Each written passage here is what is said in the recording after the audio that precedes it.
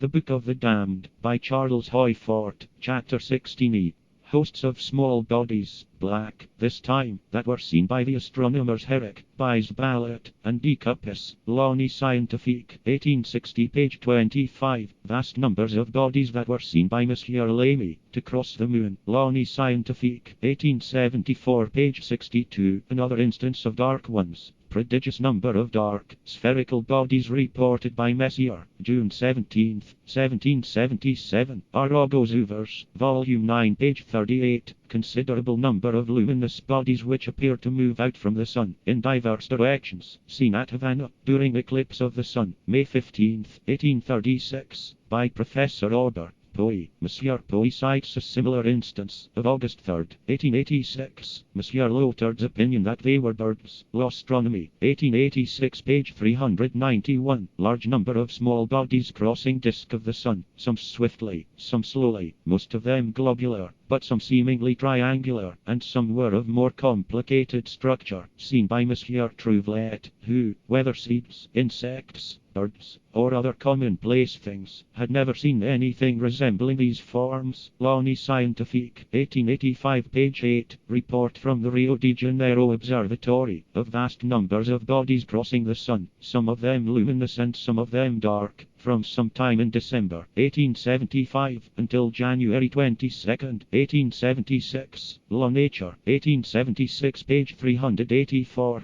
Of course, at a distance, any form is likely to look round or roundish, but we point out that we have notes upon the seeming of more complex forms. In L'Astronomie, 1886, page 70, is recorded Monsieur Briguier's observation, at Marseilles, April 15 and April 25, 1883, upon the crossing of the sun by bodies that were irregular in form. Some of them moved as if in alignment. Letter from Sir Robert Inglis to Colonel Sabine, Report of the British Association, 1849, page 17, that, at 3 p.m., August 8, 1840, at Gayes, Switzerland, Inglis had seen thousands and thousands of brilliant white objects, like snowflakes in a cloudless sky.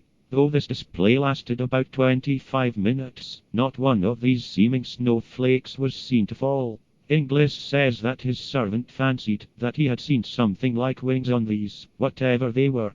Upon page 18 of the report, Sir John Herschel says that, in 1845 or 1846, his attention had been attracted by objects of considerable size, in the air, seemingly not far away. He had looked at them through a telescope.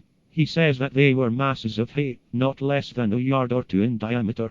Still, there are some circumstances that interest me. He says that, though no less than a whirlwind could have sustained these masses, the air about him was calm. No doubt wind prevailed at the spot, but there was no roaring noise. None of these masses fell within his observation or knowledge.